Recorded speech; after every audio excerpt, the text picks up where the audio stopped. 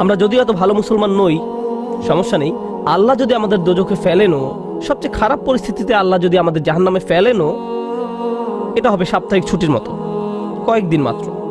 কারণ তিনি আমাদের এতই ভালোবাসেন যে মুসলমানরা শেষমেশ তো জান্নাতে যাবেই। তাই আমরা যদিও জাহান্নামে যাই, সেটা হবে অল্প কিছু দিনের জন্য, সমস্যা নেই।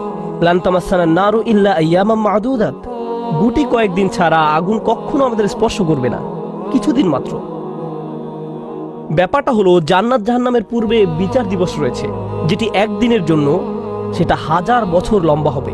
জান্নাত বা জাহান্নাম নয়, আল্লাহর কথা অনুযায়ী শুধু বিচারের দিনটি এত লম্বা হবে। আর বিচারের দিনটি হবে মাত্র একদিনের, আর জান্নাত জাহান্নাম চিরকালের জন্য। তাই কেউ যখন বলে গুটি কয়েকদিন, তাকে এখনকার দিনের হিসেবে চিন্তা করলে তো হবে না। বর্তমানে পৃথিবী তার অক্ষ বরাবর ঘুরে, আমরা সূর্যের উদিত হওয়া এবং অস্ত যাওয়া দেখি, কিন্তু কিয়ামতের দিন সূর্য, চাঁদ এবং পৃথিবীর সব কিছুকে ধ্বংস করে নতুন একটা ব্যবস্থাপনা তৈরি করা হবে। তাই আমরা এখন যেভাবে 24 ঘন্টার হিসেব করি, সেভাবে রাত দিনের হিসাব করলে তো চলবে না যখন আখিরাত শুরু হবে। চলুন তাহলে সবার আগে এই ধারণাটি আমাদের মাথা থেকে ফেলে দেই। কোরআনের বহু জায়গায় জাহান্নামের আলোচনা করা হয়েছে, কিন্তু আমি শুধু কোরআন থেকে একটি বর্ণনা আপনাদের সামনে উপস্থাপন করতে চাই। আমার মতে এটি আল কোরআনের জাহান্নামের সবচেয়ে গুরুত্বপূর্ণ বর্ণনা। কোরআনের একজন ছাত্র হিসেবে আমি মনে করি এই বর্ণনাটি জাহান্নাম সম্পর্কে জানার শুরু মাত্র। কেউ যদি এই বর্ণনাটি বুঝতে পারে, তাহলে সে জাহান্নাম সম্পর্কে যথেষ্ট জানে। আয়াতটি শুরু করা হয়েছে এই কথা বলে, ওয়ালা ইন মাসসাতহুম, এমনকি যদিও। যখন আমরা বাংলায় বলি যদি আমি সেখানে যাই, যদি আমি সেখানে যাই, তাহলে তোমার সাথে দেখা হবে।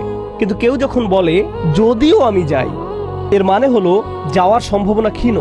তাই আয়াতটি যদিও দিয়ে শুরু হওয়ার মাধ্যমে এমন কিছু ঘটার সম্ভাবনা কমিয়ে দিয়েছে। এভাবে বলার মাধ্যমে আল্লাহ কোনো কিছুর উপর জোর কমিয়ে দেন।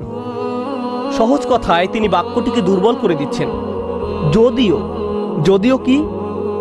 যদিও মাসসাতহুম, যদিও এটা তাদের স্পর্শ করে। আরবিতে মাসসা অর্থ কোনো কিছু যখন আপনাকে সামান্যতম স্পর্শ করে, যেমন কোনো মাছি যখন কোনো মতে স্পর্শ করে। যদি সেকেন্ডের জন্য স্পর্শ করে, তখন তাকে বলা হয় মাস। সুতরাং এটা যদি তাদেরকে কোনো মতে স্পর্শ করে 1 সেকেন্ডের জন্য, মাসসাতহুম। এখন কি তাদের স্পর্শ করে? আপনারা হয়তো ভাবছেন আগুন যদি তাদের স্পর্শ করে। আল্লাহ বলছেন নাফহাতুন, একটা হালকা বাতাস যদি তাদের স্পর্শ করে। চলুন এই বাতাস নিয়ে একটু আলোচনা করা যাক।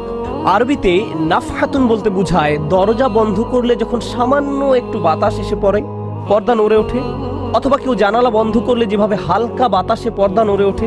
এই বাতাসের যা বাহির থেকে ভেতরে আসে বা ভেতর থেকে বাহিরে যায়, দুই ধরনের আছে। একটি হলো লাফহা, লাম যোগে, আরেকটি হলো নাফহা।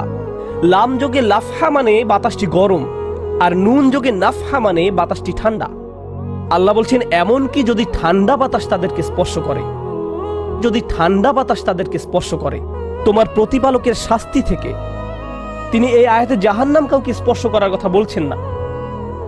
তিনি এই আয়াতে আগুন কাউকে স্পর্শ করার কথা বলছেন না। তিনি এমনকি গরম বাতাস কাউকে স্পর্শ করার কথাও বলছেন না।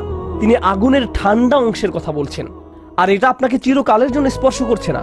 প্রসঙ্গত, আমরা ফিজিক্সে পদার্থের 3টি অবস্থার কথা শিখেছি: সলিড, লিকুইড এবং গ্যাস। সলিড বা কঠিন কিছু যদি স্পর্শ করে, আমরা তা অনুভব করতে পারি। এই মুহূর্তে গ্যাস আমাদেরকে স্পর্শ করছে, বাতাস এখন আমাদেরকে স্পর্শ করছে, আমরা এটা অনুভব করি না। আর এই আয়াতে আল্লাহ বর্ণনা করছেন কি তাদের স্পর্শ করছে? বাতাস তাদেরকে স্পর্শ করছে। কোন ধরনের বাতাস? অপেক্ষাকৃত গরম বাতাস নাকি ঠান্ডা বাতাস? ঠান্ডা বাতাস। ঠান্ডা বাতাস কোন রকম তাদেরকে স্পর্শ করছে। এই আয়াতের সবচেয়ে উল্লেখযোগ্য বিষয় হলো, আমি একটু আগে নাফহা এবং লাফহার কথা বলেছিলাম। অন্য কথায়, তারা এখনো জাহান্নামে প্রবেশ করেনি, তারা এর দিকে অগ্রসর হচ্ছে। আর জাহান্নামের অপেক্ষাকৃত ঠান্ডা বাতাস এসে কোনো মতে তাদেরকে স্পর্শ করলো, তখন তাদের প্রতিক্রিয়া কি?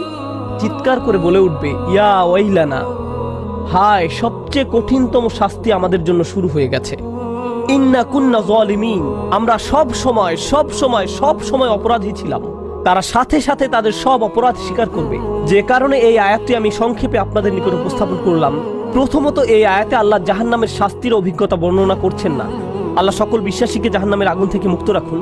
কিন্তু আল্লাহ এখানে বর্ণনা করছেন এমনকি জাহান্নামের আগুনের কাছে গেলে এবং ক্ষণিকের জন্য এর বাতাসের সামান্য স্পর্শ লাগলে একজন মানুষ চিন্তা করা শুরু করবে এর চেয়ে আর ভয়ঙ্কর কোনো শাস্তি হতে পারে না।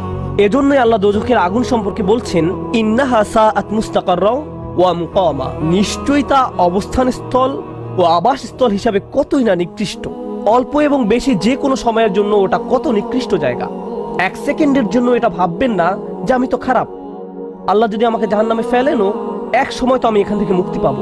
এই ধরনের চিন্তাকে কখনো